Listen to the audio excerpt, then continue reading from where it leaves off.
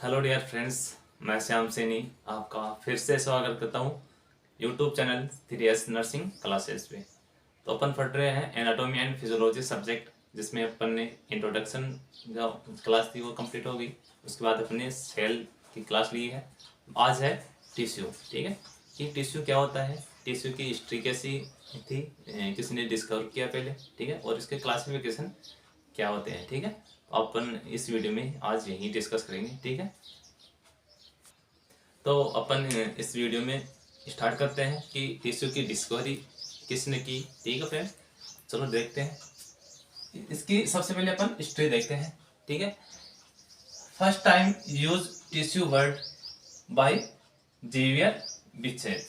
ठीक है, जो टिश्यू वर्ड था, ठीक है, सबसे पहले किसने यूज लिया। ठीक है, ये साइंटिस्ट थे जेवियर। ठीक है, उन्होंने जो टिश्यू वर्ड था वो सबसे पहले काम में लिया था। ठीक है, स्टडी के दौरान। ठीक है, और इसलिए ठीक है सबसे पहले इसका यूज में लिया था जेवियर ने। ठीक है, इसलिए फाउंडर ऑफ टिश्यू। ठीक है, मतलब जो सबसे पहले किसी भी चीज़ की रिसर्च करता है, ठीक है, ये सबसे पहले यूज में लेता है, ठीक है, तो उसको क्या बोलते हैं, फाउंडर। ठीक है फ्रेंड्स, तो जो जेवियर है, ठीक है, जेवियर है, उसको क्या बोलते हैं, फाउंडर ऑफ टिश्यू। ठीक है, फाउंडर ऑफ हिस्टोलॉजी, या इसको अपन ऐसे बोल सकते हैं फाउंडर ऑफ हिस्टोलॉजी, क्योंकि जो हिस्टोलॉजी है वो क्या होता है, हिस्टोलॉजी जो टिश्यू की स्टडी करते हैं, ठीक है, टिश्यू की स्टडी करते हैं उसको क्या बोलते हैं, हिस्टोलॉजी। ठीक है, अब आगे है कि जो जेवियर थे उन्होंने इसका जो स्टडी में काम मिल लिया टिश्यू वर्ड्स का। ठीक है, और सबसे पहले इसकी जो डिस्कवरी की थी, ठीक है, टिश्यू की जो डिस्कवरी की थी उसका उसका क्या नाम था, गोटलिब हेबरलैंड। गोट गोटलिब हेबरलैंड थे। ठीक है फ्रेंड्स, एक जर्मन बॉटनिस्ट थे। ठीक है, जिन्होंने जो टिश्यू है उसकी खोज की थी। ठीक है, तो उन्होंने कब की थी, 1921 में। उन्होंने जो टिश्यू जो टिश्यू की जो रिसर्च की थी, ठीक है, टिश्यू की खोज की थी, उनका नाम था गोटलिब हेबरलैंड, और उन्होंने कब की थी, 1921 में। अब आगे देखते हैं कि टिश्यू की डेफिनेशन। ठीक है, कि व्हाट इज टिश्यू, टिश्यू क्या होते हैं, तो चलो देखते हैं।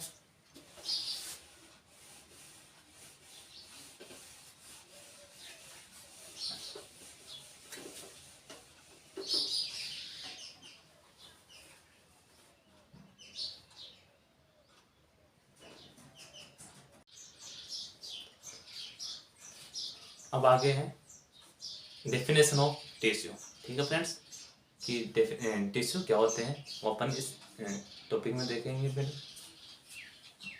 डेफिनेशन, ठीक है, डेफिनेशन देखो, it is defined as group of cell, it is defined as a group of cell that have similar structure and that function together as a unit। ठीक है, जैसे अपन ने जो इससे पहला जो वीडियो था उसमें हम अपन ने बोला था कि जो ग्रुप ऑफ सेल, ठीक है, ग्रुप ऑफ सेल क्या बनाती है, टिश्यू। तो ठीक है, तो इस जो डेफिनेशन है उसमें भी वही बात है, क्या है इसमें, it is defined as a group of cell. ये क्या है, सेल का ग्रुप होता है जिसमें क्या होता है, डेट हैव सिमिलर स्ट्रक्चर, की जो स्ट्रक्चर है वो क्या होती है, सेम होती है उस ग्रुप की जो सेल है उसकी, and that function together as a unit, और जो वो सभी सेल्स है, ठीक है, वो एक साथ मिलके एक यूनिट के समान एक साथ अपने जो भी फंक्शन है उसमें हेल्प करती है, उसको क्या बोलते हैं, टिश्यू बोलते हैं। आगे है क्लासिफिकेशन ऑफ टिश्यू। अब इसका क्लासिफिकेशन देखते हैं कि क्लासिफिकेशन कितने टाइप का है। इसका मोस्टली 4 टाइप के क्लासिफिकेशन होते हैं, जिसमें सबसे पहले आता है एपिथेलियम टिश्यू। सबसे पहले एपिथेलियम टिश्यू आता है, उसके बाद है सेकंड है कनेक्टिव टिश्यू, एक है इसमें मस्कुलर टिश्यू, एक है नर्व टिश्यू। ठीक है, एक है नर्वस टिश्यू। अपन अब इसके जो अलग अलग टाइप्स है, जैसे एपिथेलियम में है, मस्कुलर है, कनेक्टिव है, नर्व टिश्यू है, इसको अपन अलग अलग फटेंगे, ठीक है। तो देखो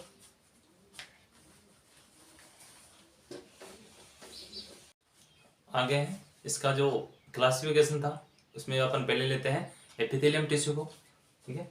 एपिथेलियम टिश्यू क्या होता है? It is mostly present on body surface, it is mostly present on body surface. ये सबसे ज्यादा हमारी जो बॉडी है उसके सरफेस से पाए जाते हैं। कॉस्ट में लिखा है एपिडर्मिस, ठीक है, जो स्किन की लेयर होती है एपिडर्मिस, वहां पे सबसे ज्यादा जो एपिथेलियम टिश्यू है वो पाया जाता है, ठीक है। आगे है and line hollow organs, body cavity, glands and ducts, ठीक है। और इसके अलावा ये बॉडी सरफेस पे तो पाया जाता है, इसके अलावा ये कहाँ पे पाए जाते हैं? हमारे जो होलो ऑर्गन्स होते हैं, ठीक है, होलो ऑर्गन्स होते हैं वहां पे। बॉडी कैविटी जैसे थोरेसिक कैविटी है, एब्डोमेन कैविटी है, वहां पे पाए जाते हैं। ग्लैंड्स, और ग्लैंड्स में भी एपिथेलियम टिश्यू पाए जाते हैं। और हमारे जो डक्ट्स होते हैं, ठीक है, वहां पे भी एपिथेलियम टिश्यू पाया जाता है। आगे है epithelium tissue is avascular but have their self nerve supply. Avascular का मतलब होता है कि इसमें वेसल्स नहीं पाई जाती। वेसल्स जैसे ब्लड वेसल्स है, इसमें ब्लड वेसल्स नहीं पाई जाती, ठीक है। तो आपको पता हो कि इसमें जो ब्लड वेसल्स नहीं पाई जाती, जो ब्लड वेसल्स होती है वो क्या काम करती है? ब्लड का सप्लाई करती है। ब्लड हमारे लिए, ब्लड क्या करता है उसके लिए? जो भी हमारे जो टारगेट ऑर्गन है, ठीक है, टारगेट पहले से वहां पे जो भी न्यूट्रिशन से रिक्वायरमेंट होती है, जैसे ऑक्सीजन है, ठीक है, उसको वहां तक पहुंचाता है। लेकिन यहाँ पे एवस्कुलर है, मतलब यहाँ पे वेसल्स नहीं पाई जाती, ब्लड वेसल्स नहीं पाई जाती। तो इसमें जो ब्लड वेसल्स नहीं पाई जाती तो इसमें न्यूट्रिशन कहाँ से आता है, ठीक है। तो इसके nutrition just below epithelium tissue या सराउंडिंग एपिथेलियम टिश्यू के आसपास जो भी टिश्यू पाए जाते हैं, चाहे कनेक्टिव हो, ठीक है, मस्कुलर हो, नर्व टिश्यू हो, वहां से ये क्या लेता है? न्यूट्रिएंट्स लेता है, ठीक है। वो किसके द्वारा लेता है? डिफ्यूजन के, बाय डिफ्यूजन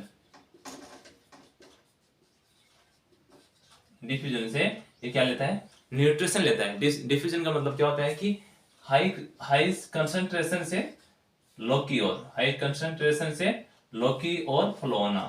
अपन बात करें कि डिफ्यूजन जो वर्ड्स होता है उसका मतलब क्या होता है कि हाई कंसंट्रेशन से लो कंसंट्रेशन की ओर किसी भी सोल्यूबल का फ्लो होना, ठीक है। क्योंकि यहाँ पे जो एपिथेलियम टिश्यू है वहां पे तो जो वेसल्स है वो प्रेजेंट ही नहीं होती, ठीक है, मतलब यहाँ पे ब्लड सप्लाई नहीं होती, तो यहाँ पे तो ब्लड सप्लाई न के बराबर है।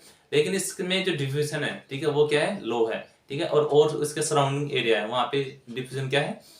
वहां पे जो भी सोल्यूबल जो मटेरियल है वो ज्यादा है, तो ज्यादा से कम की ओर जो भी वहां पे जो सोल्यूबल मटेरियल है वो आएगा और इसके जो भी न्यूट्रिशन है उसकी कंप्लीट रिक्वायरमेंट करेगा, ठीक है। आगे है but have their self nerve supply, लेकिन इसमें ब्लड वेसल तो नहीं होती, लेकिन इसमें इसकी सेल्फ की नर्व होती है जो उसके लिए सेंसर्स के लिए रेस्पॉन्सिबल रहती है। आगे है इसको अपन फर्दर क्लासिफाई करते हैं। तो इसके दो टाइप होते हैं, एक तो होता है सिंपल एपिथेलियम टिश्यू और सेकंड रहता है स्ट्रेटिफाइड एपिथेलियम टिश्यू, ठीक है।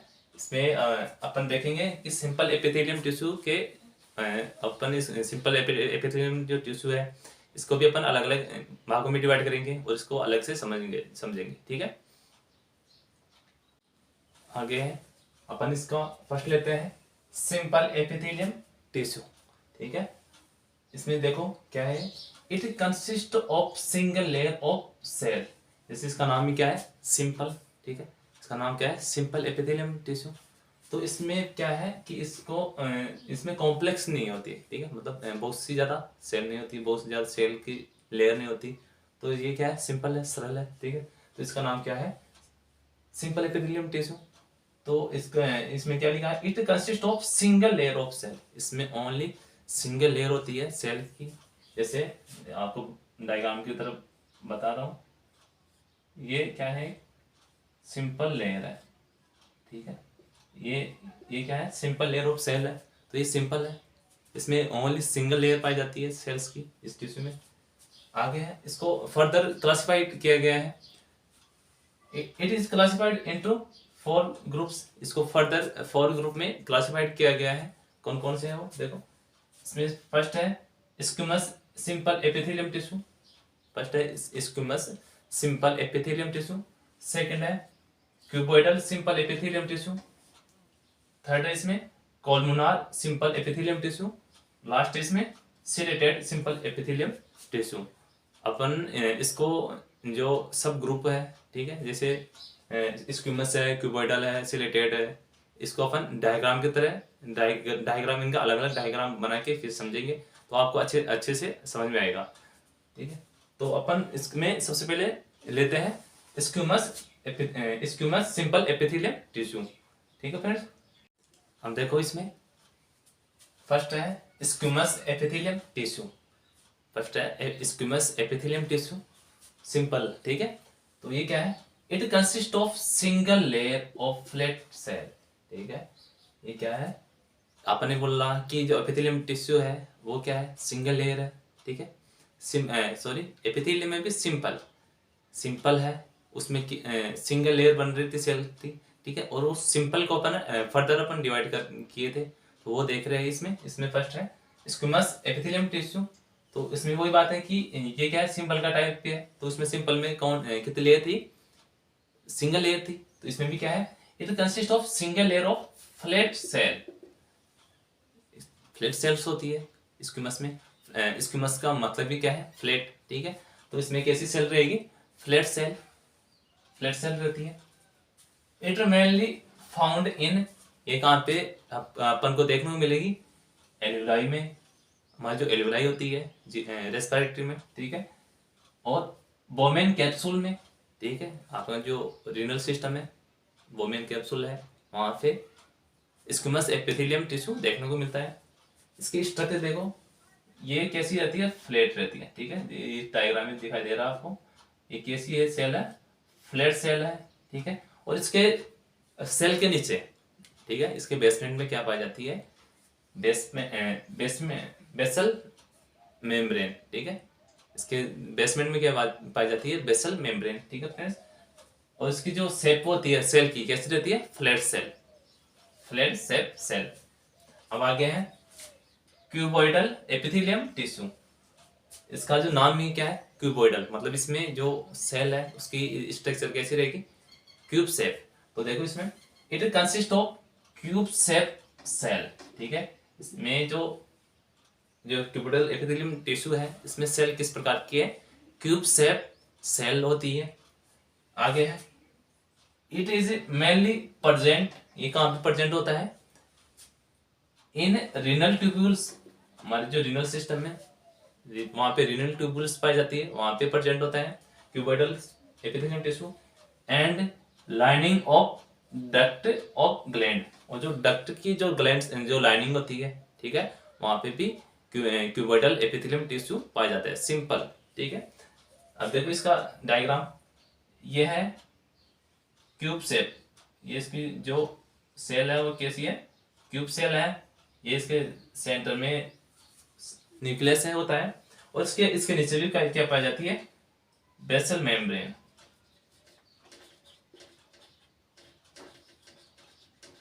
ठीक है, ये दो हो गई। आगे है, आगे आएगा, अब आगे है कोलमुनार एपिथेलियम टिश्यू। ठीक है फ्रेंड्स, ये क्या होता है, it consist of reticular shape cell. इसकी जो शेप होती है वो कैसी होती है, रेटिकुलर। ठीक है, मतलब रेटिकुलर मतलब इसकी जो लंबाई चौड़ाई है वो क्या होती है, समान होती है, इक्वल होती है। इसमें आगे है it mainly present in lining of GIT. ये कहाँ पे प्रेजेंट होती है, मोस्टली कहाँ पे देखने को मिलेगी आपको, जीआईटी में। आगे है डक्ट ऑफ मेनी ग्लैंड्स, जो ग्लैंड्स हैं, जैसे एक्सोग्राइन है, एक्सोग्राइन होती है एक, तो एक होती है एंडोक्राइन ग्लैंड्स। ठीक है, वहाँ पे कौन सा टिश्यू मिलेगा आपको देखने को, कोलमुनार एपिथेलियम टिश्यू। ये क्वेश्चन भी आता है कि जो ग्लैंड्स होती है वहाँ पे कौन सा टिश्यू पाया जाता है, तो वहाँ पे आपको बताना है कोलुमिनार एपिथेलियम टिश्यू। ठीक है फ्रेंड, आगे है देखो इसकी स्ट्रक्चर।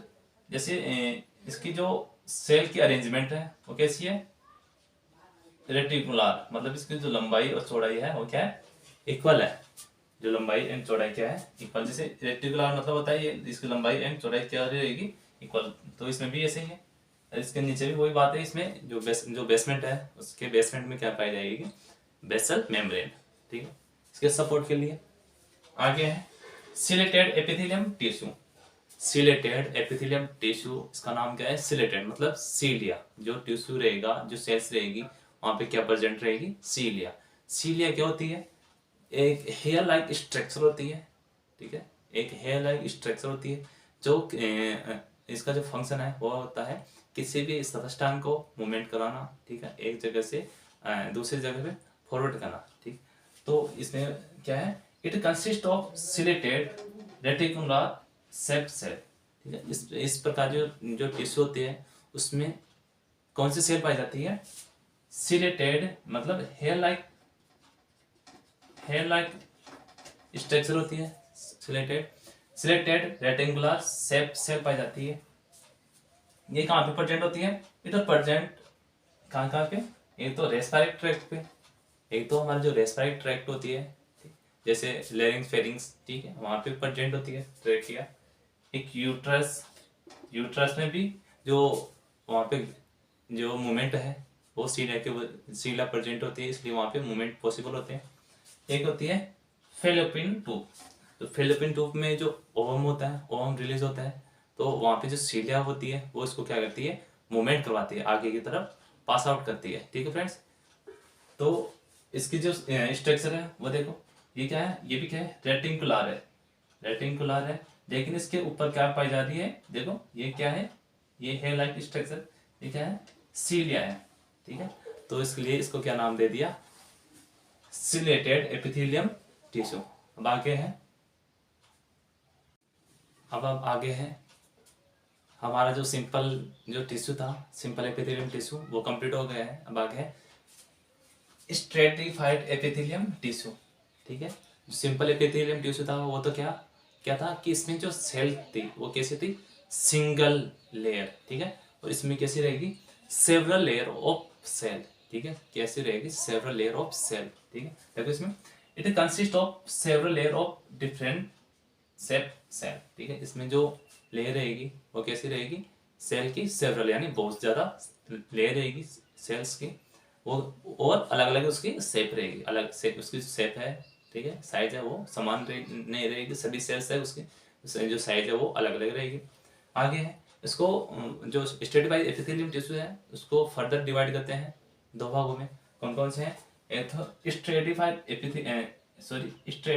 स्क्विमस एपिथेलियम टिश्यू, एक है stratified transitional epithelium tissue, second है stratified transitional epithelium tissue. First देखो स्ट्रेटिफाइड स्क्विमस एपिथेलियम टिश्यू, इसको फर्दर दो भागों में डिवाइड करते हैं। ठीक है, एक तो है केराटिनाइज एपिथेलियम टिश्यू, सेकंड है नॉन केराटिनाइज एपिथेलियम टिश्यू, सेकंड है नॉन केराटिनाइज एपिथेलियम टिश्यू। देखो केराटिनाइज जो एपिथेलियम टिश्यू है वो कहाँ पे प्रेजेंट होता है, ये मोस्टली ड्राई सरफेस पे फाउंड होता है। ठीक है, जो हमारी बॉडी की जो ड्राई सरफेस है, ठीक है, सूखी ड्राई है सूखी सरफेस है, वहाँ पे प्रेजेंट होते हैं। जैसे ड्राई सरफेस कौन कौन से होते हैं, जैसे हमारे हेयर्स है, ठीक है, हमारे जो नेल्स है, हेयर हो गए, नेल्स हो गए, और हमारे जैसे स्किन है, स्किन जहाँ पे स्किन ड्राइनेस है वहाँ पे कौन से टिश्यू पाए जाएंगे, केराटिनाइज एपिथेलियम टिश्यू। सेकंड है नॉन केराटिनाइज एपिथेलियम टिश्यू। एक तो पाते हैं ड्राई स्किन पे, वो तो है केराटिनाइज, और नॉन केराटिनाइज जो एपिथेलियम टिश्यू है वो कहाँ पे पाए जाएंगे, हमारी स्किन की वेट सरफेस पे। ठीक है, जहाँ पे नमी होगी, जैसे कौन से एरिया पे नमी रहती है, जैसे हमारे ओरल कैविटी है, ठीक है, जैसे हमारे जो ओरल कैविटी रहेगी उसमें क्या रहेगा, रहते हैं नमी रहती है, मॉइस्चर रहती है। और हमारे जैसे वेजाना है, ठीक है, जैसे फीमेल्स में जो वेजाना रहती है उसमें मॉइस्चर रहती है, तो वहाँ पे कौन से टिश्यू पाए जाते हैं, नॉन केराटिनाइज एपिथेलियम टिश्यू। और इसके अलावा देखो हमारे इट फाउंड वेट सरफेस, ठीक है, ये कहाँ पे पाए जाते हैं, वेट सरफेस पे। एग्जाम्पल लेते हैं, ओरल कैविटी हो गई, एनाल कैनल हो गया, और हमारे और जो फीमेल्स में जो वजाना पाई जाती है वहाँ पे जो नॉन केराटिनाइज एपिथेलियम टिश्यू है वो पाए जाते हैं। आगे है स्ट्रेटिफाइड ट्रांजिशनल एपिथेलियम टिश्यू। ये देखो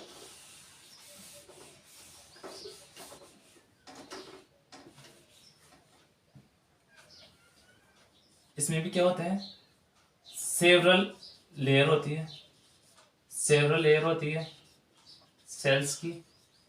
इसमें भी क्या होता है, सेवरल लेयर होती है सेल्स की, लेकिन ये ओनली कहाँ पे पाया जाता है, ये only found in renal system.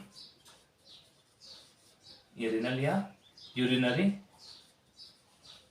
ठीक है, यूरिनरी सिस्टम में पाए जाते हैं, मोस्टली ब्लैडर में, ठीक है, मोस्टली किसमें, ब्लैडर में।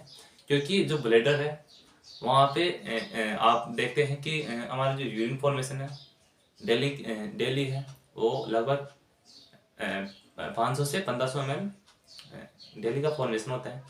तो ओवर स्ट्रेचिंग, ठीक है, जैसे ओवर स्ट्रेचिंग ना हो जाए, स्ट्रेचिंग जैसे ब्लैडर है उसमें यदि टाइमली यूरिन पास आउट नहीं किया जाता है तो उसमें ओवरलोड हो जाता है, और ओवरलोड होने के कारण वो जो ब्लैडर की जो सरफेस है, जो मसल्स है, ठीक है, वो क्या रहती है, स्ट्रेच होती है, ठीक है। यदि वहाँ पे स्ट्रेचिंग की जो कैपेसिटी है वो नहीं पाई जाएंगी तो वहाँ पे क्या होने के चांसेस रहेंगे, टीयरिंग, ठीक है, कोई ना कोई कट होने के चांसेस रहते हैं, ठीक है। तो ये जो स्ट्रेटिफाइड ट्रांजिशनल जो एपिथेलियम टिश्यू है वो कहाँ पे पाया जाता है, आपका यूरिनरी सिस्टम में, मोस्टली किसमें, ब्लैडर में। अब आगे है कनेक्टिव टिश्यू, ठीक है फ्रेंड्स। कनेक्टिव टिश्यू मतलब एक, इसका नाम क्या है, कनेक्टिव, मतलब ये किसी न किसी को जोड़ने का काम करेगा, ठीक है, कनेक्टिव मतलब जोड़ना, ठीक है। तो ये कनेक्टिव टिश्यू है वो हमारी बॉडी को आपस में जोड़ने का काम करता है, ठीक है। तो देखो इसमें tissue that support and connect other tissue and body part, ये ऐसा टिश्यू है, ठीक है, जो क्या करता है, सपोर्ट करता है, ठीक है, हमारी बॉडी को सपोर्ट करता है, एंड कनेक्ट अदर टिश्यू, और हमारे जो बॉडी के जो अदर टिश्यू है उनसे क्या करता है, कनेक्शन करता है, ठीक है, ये आपस में जोड़ता है हमारी बॉडी से। Other tissue and body part, और हमारे जो बॉडी के अलग अलग पार्ट है उनको आपस में जोड़ने का काम करता है, ठीक है, उसको क्या बोलते हैं, कनेक्टिव टिश्यू। जैसे एग्जांपल लेते हैं अपन, जैसे ब्लड है, ठीक है, जो ब्लड है वो हमारे लिए क्या है, कनेक्टिव टिश्यू है, क्योंकि ये हमारी जो बॉडी है उसको कंप्लीट को जोड़, जो कंप्लीट सर्कुलेशन करता है। तो ये ऐसे तो है नहीं कि एक जगह पे रहता है, ठीक है, तो ये क्या है, सर्कुलेट करता रहता है। तो ये क्या क्या काम करता है, ये कनेक्शन का काम करता है। उसी प्रकार हमारा जो बोन है, ठीक है, बोन भी एक कनेक्टिव टिश्यू का ही एग्जाम्पल है, ठीक है। और जैसे को लिम्फेटिक सिस्टम है, लिम्फेटिक सिस्टम में क्या होता है, जो लिम्फ है वो सर्कुलेट होता रहता है, ठीक है। लिम्फ क्या है, जो फ्लूइड होता है, येलोविश कलर का फ्लूइड होता है, ठीक है। तो वो क्या करता है, हमारे जो बॉडी है उसमें सर्कुलेट करता रहता है। तो सर्कुलेट करता रहेगा तो हमारी बॉडी को में जो भी ऑर्गन है, सिस्टम है, उसको आपस में क्या करने का काम करेगा, कनेक्शन करने का काम करेगा, ठीक है। इसलिए इसका क्या नाम है, कनेक्टिव टिश्यू, ठीक है। जैसे इसमें एग्जाम्पल है, ब्लड हो गया आपका, लिम्फेटिक सिस्टम हो गया, और बोन हो गया, ठीक है फ्रेंड्स, यही बात भी बताया। और इसमें एक क्वेश्चन आता है कि हमारी बॉडी में सबसे ज़्यादा पाया जाने वाला टिश्यू कौन सा है, ठीक है, तो वो कौन सा रहेगा, कनेक्टिव टिश्यू, ठीक है। तो इसमें लिखा है इट इज मोस्ट एब्यूडेंट, मतलब प्रचुर मात्रा में पाया जाने वाला, abundant and widely distributed tissue in our body, मतलब सबसे ज़्यादा पाया जाने वाला टिश्यू ह्यूमन बॉडी में कौन सा है, कनेक्टिव टिश्यू, ठीक है फ्रेंड्स। ये हो गया आपका कनेक्टिव टिश्यू। अगला है मस्कुलर टिश्यू। आगे है अगला टिश्यू है मस्कुलर टिश्यू, ठीक है फ्रेंड। थर्ड नंबर का है मस्कुलर टिश्यू। देखो मस्कुलर टिश्यू मतलब हमारे मसल्स है, वहाँ पे कौन कौन से टिश्यू पाए जाते हैं, इसलिए इसका क्या नाम हो गया, मस्कुलर, मतलब मसल्स में पाए जाने वाले टिश्यू, ठीक है। तो ये क्या है, muscular tissue, muscular tissue is compose of cell, ठीक है, ये किन से मिलकर बना हुआ होता है, कौन कौन से सेल से, that have the special ability, उसमें कौन सी स्पेशल एबिलिटी होती है, एबिलिटी टू शॉर्टन और कॉन्ट्रैक्ट है, ठीक है, मतलब वो शॉर्ट हो सके और आपस में क्या कर सके, कॉन्ट्रैक्ट कर सके, मतलब आपस में सिकुड़ सके। In order to produce movement of body part, जिस प्रकार हमारी बॉडी की रिक्वायरमेंट होती है, ठीक है, जैसे हमारी बॉडी मूवमेंट करे, ठीक है, उसके अनुसार, ठीक है, इस प्रकार वो क्या कर सके, कॉन्ट्रैक्ट कर सके और क्या हो सके, रिलैक्स हो सके, ठीक है। वहाँ पे कौन से टिश्यू पाए जाएंगे, मस्कुलर टिश्यू। मस्कुलर टिश्यू कहाँ पे पाए जाते हैं, हमारी मसल्स में, ठीक है फ्रेंड्स। और इसको अकॉर्डिंग टू फंक्शन के आधार पे, ठीक है, अकॉर्डिंग टू से फंक्शन जैसे मूवमेंट के आधार पे उनको फर्दर क्लासिफाइड किया गया है, ठीक है। जैसे स्केलेटल मस्कुलर टिश्यू, ठीक है, स्मूथ मस्कुलर टिश्यू या स्मूथ मसल्स टिश्यू, ठीक है, और एक होता है कार्डियक मसल्स टिश्यू, ठीक है। जैसे स्केलेटल मस्कुलर या मसल्स टिश्यू, ठीक है, एक है स्मूथ मसल्स टिश्यू, लास्ट है इसमें cardiac muscles tissue. Skeletal muscular tissue मतलब हमारा जो स्केलेटल सिस्टम है वहाँ पे जो मसल्स पाई जाएगी, ठीक है, हमारे जो बोन्स के अटैच में, वहाँ पे जो सेल्स रहेगी, ठीक है, वहाँ पे जो सेल्स रहेगी, सेल्स का जो ग्रुप रहेगा, ठीक है, उन जो सेल्स के ग्रुप है उसको तो अपने टिश्यू बोला है, ठीक है। जो हमारे बोन है उसके सराउंडिंग में जो सेल्स रहेगी, ग्रुप ऑफ सेल्स, वहाँ पे कौन सा टिश्यू पाया जाएगा, स्केलेटल मसल्स टिश्यू पाया जाएगा, ठीक है। और हमारे जो स्मूथ मसल्स टिश्यू मतलब हमारी जो कैविटी रहती है, ऑर्गन्स रहते हैं, ठीक है, वहाँ पे कौन से टिश्यू पाए जाएंगे, स्मूथ मस्कुलर टिश्यू। लास्ट है कार्डियक मसल्स टिश्यू।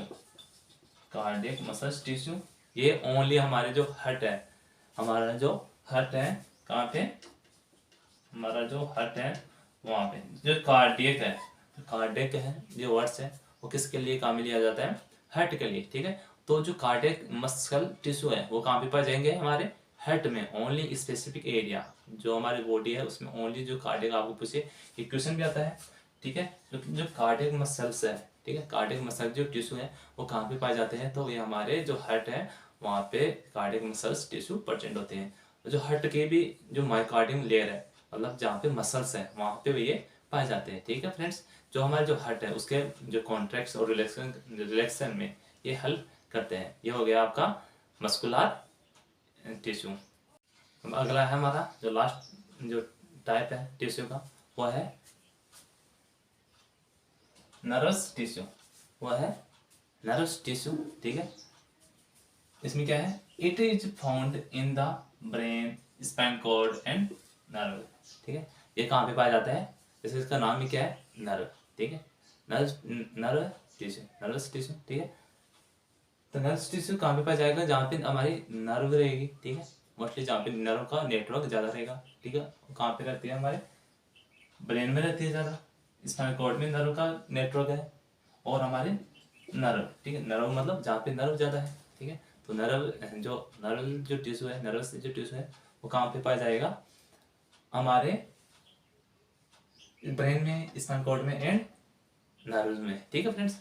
अब आगे है, it is responsible for coordination and controlling many body activity, ठीक है। जो नर्वस टिश्यू होता है वो हमारी बॉडी के लिए बहुत ही मोस्ट इम्पोर्टेंट रोल निभाता है। कैसे, क्योंकि हमारी जो मोस्ट ऑफ जो बॉडी एक्टिविटी है उसको कंट्रोल कौन करती है, हमारी नर्व है, ठीक है, नर्व है, ठीक है। नर्व के पास क्या पाया जाता है, नर्वस टिश्यू, ठीक है। तो इसलिए इसका रोल ज़्यादा रहेगा, क्योंकि हमारी जो बॉडी की जो मोस्ट ऑफ जो एक्टिविटी है वो किसके कंट्रोल में है, न्यूरॉन्स के कंट्रोल में, ठीक है फ्रेंड्स। तो आज का जो वीडियो है वो यहीं पे समाप्त होता है फ्रेंड्स। आशा करता हूँ कि आपको ये वीडियो पसंद आया होगा, ठीक है। तो आप कमेंट करके हमें बताइए, जो भी कमियाँ रहेगी मैं पूरी करने की कोशिश करूँगा। और इस वीडियो को ज़्यादा से ज़्यादा शेयर करें और कमेंट करें और हमें बताइए कि आपको ये वीडियो कैसा लगा। थैंक यू, धन्यवाद।